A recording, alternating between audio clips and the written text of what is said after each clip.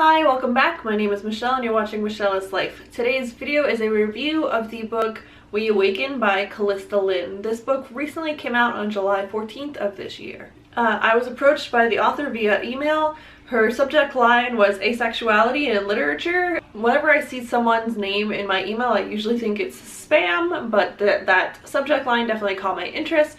I opened it up and she asked if I would be interested in reading her book since she had seen that I recently reviewed Unicorn Tracks, also published by her publishing company.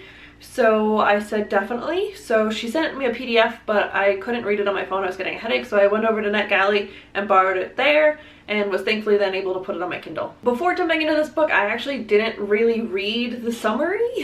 I kind of just went on the assumption that there was a asexual protagonist and that was all I needed to know about this story. Also, Harmony Inc. is the publishing group that published both this book and Unicorn Tracks, and I really enjoyed Unicorn Tracks, and I just really appreciate what that company does, or that publishing house does, so I was very interested in reading this. The artistic prose that Lynn paints with introduces us to a sand woman named Ashlyn. Ashlyn shows us the beauty of dreaming as well as the beauty of living a life. Victoria, our main protagonist, recently experienced a traumatic event in her life. While working through that traumatic experience and also working towards college and dealing with a brother who is in a coma and a mother who is mentally checked out, she also is struggling with her sexual identity and the pressures that the outside society are kind of putting on her. Right away, Ashlyn tells Victoria upon meeting her that she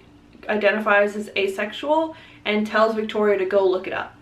So in that way, it was a little like info dumping for the reader, but at the same time, at this point, it's kind of necessary. Personally, I've looked up what it means to be asexual before on the internet, but not everyone has, and I think that through this method, a lot of people could understand more. As one who has researched it, I didn't fully understand it, and this definitely helped me understand more of what it meant to be and identify as asexual. This being the first book that I've ever read with an asexual protagonist just makes me realize how underrepresented they are in YA and just in general across the literature spectrum. This book reinforces the fact that everyone deserves a chance to be understood and that everyone looks for love in their own ways, but that we are all deserving of the love that we desire. Callista Lynn's writing is absolutely breathtaking. Each chapter is addictive and it feels like you're at an art museum watching piece after piece, and it's just building upon this beautiful descriptive story. I enjoyed the fast-paced plotline of this story, and it was a really quick story. I think it was only 250 pages, and I did enjoy most of the characters. Victoria herself came off as very selfish in a lot of scenes, and her selfishness kind of stressed me out because the repercussions of her actions were affecting other people and it stressed me out a lot. But at the same time, a lot of her fears and anxieties were very relatable. The dream world where Ashlyn works and creates dreams for people were just magnificent. I really enjoyed that concept of her coming into your dream and pulling up happy memories and painting them for you and making basically you relive these reveries. It was just a really cool concept, and Lynn really paints a beautiful picture with each dream sequence that she wrote about. In a way, this book kind of reminded me of Scott Westerfeld's Afterworlds, because in that book the main character, well, one of the main characters, is a psychopomp. So she is able to kind of become like a ghost, and it's kind of like the dreamlike sequence, and then there is also a female-female romance.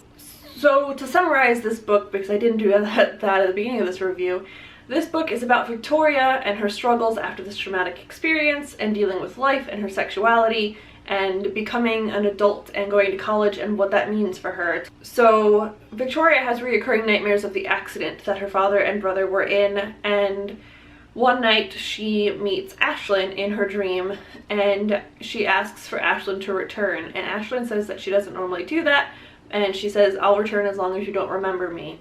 And from there, Ashlyn continues to reappear in Victoria's dreams, and things happen from there, and it's a really cool concept, and I thought her writing was really good, and I will definitely be picking up her next novel. I thought that the education of asexuality by an asexual character to another non-identified asexual character was a really great way to open up the dialogue and get the reader understanding that education of all sexualities is something that should be learned by all. I know that it is very confusing to learn all of these different things, but I think it's really important. I really hope soon that they will be teaching all the different sexualities in a health class. I mean, if you learn about the birds and the bees, I think you should be learning about all of the birds and all of the bees and all the different ways that the birds and the bees work. So I really loved the opportunity to read this book. Of course, all of these thoughts and opinions are my own, and I just want to thank Callista for reaching out to me, and of course NetGalley for providing free ARCs. That's it for this review. Thank you for watching, subscribing, liking, and commenting, and I'll see you guys next time. Bye!